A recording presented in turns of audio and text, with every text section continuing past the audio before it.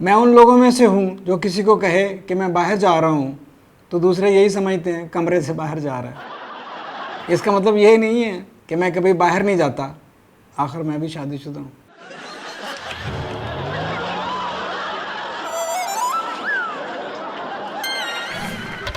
शहर और शोहर अच्छा ना लगे तो चंद हफ्तों के लिए बाहर चले जाना चाहिए, वापसी पर अफाका होगा। पाकिस्तानियों को तो वैसे ही बाहर चले ही जाना चाहिए, ये जब तक पाकिस्तान में रहते हैं इनको पाकिस्तान याद ही नहीं आता। मैं उन लोगों में से हूँ जो किसी को कहे कि मैं बाहर जा रहा हूँ तो दूसरे यही समझते हैं कमरे से बाहर जा रहा है। इसका मतलब ये नहीं है कि मैं कभी बाहर नहीं जाता, आखिर मैं भी शादीशुदा हूँ। मैं जब भी चंद दिन बाहर गुजार कर वापस पाकिस्तान आया तो सोचा शायद मुल्क के हालात बेहतर हो चुके होंगे, लेकिन हालात जूं के तूं रहे। इससे ये तो साबित होता है कि हालात की ख़राबी की वजह मैं नहीं, वरना मेरी अदम मौजूदगी में सूरत हाल कुछ तो बेहतर होती। दोस्तों ने आज़ाद रूसी रियासतों की सैर का मूड बनाया। एक बेदी ट्रैवलर से पूछा वहाँ जाने का बेहतरीन वक्त कौन सा है। बोला 18वीं और 25वीं सालगिरह के दरमियानी वक्त। फिर मुझे देखकर बोला आप लेट हो गए हैं। पूछा कोई ऐसी किताब जो गाइड कर सके कि वहाँ क्या करना है, किस होटल में ठहरना है। बोला हाँ है, चेक बुक। फिर बेदी ट्रैवलर बोला मुझे पता है आजकल पाकिस्तानी सेंट्रल एशियन कंट्रीज़ में क्यों जा रहे हैं, थाईलैंड ज़्यादा बदनाम हो गया है ना।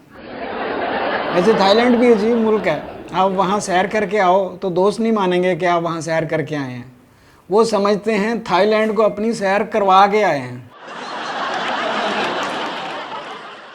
कहते हैं पीएए दुनिया की पुरानी एयरलाइन है, इसकी एयर होस्टेसेस देखकर यकीन भी आ जाता है। डोमेस्टिक फ़्लाइट का माहौल तो इतना डोमेस्टिक होता है कि आपको लगेगा अपने ही घर में है, जितना मर्जी बुला लो कोई नहीं सुनेगा।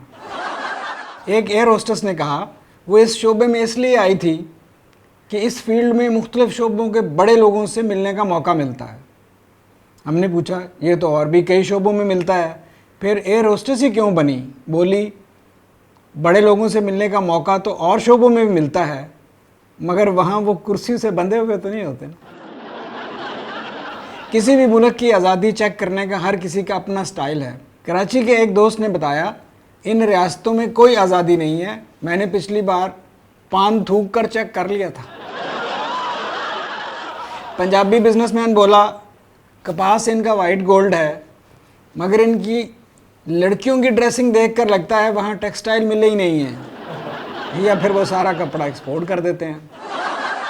पेशावर के एक राइटर दोस्त ने बताया वहाँ बंदा मर्द देखने को तरस जाता है, पता नहीं यहाँ के मर्द किस मुल्क में काम करते हैं। एयर पॉकेट्स की वजह से जहाज़ को झटके लगने लगे, ये तो शुक्र है तब पीटीआई की हुकूमत नहीं थी, वरना उनकी फरदौस आशिक अवान ने प्रेस कॉन्फ्रेंस कर देनी थी कि अगर नून लीग की हुकूमत ने जहाज़ों के रास्ते ठीक बनाए होते तो ऐसे झटके ना लगते। जहाज़ मुसलसल लड़खड़ा रहा था, एयर होस्टेस गुजरते हुए बोली कुछ पिएंगे। दोस्त बोला हाँ वही पिला दो जो इस वक्त जहाज़ पी रहा है।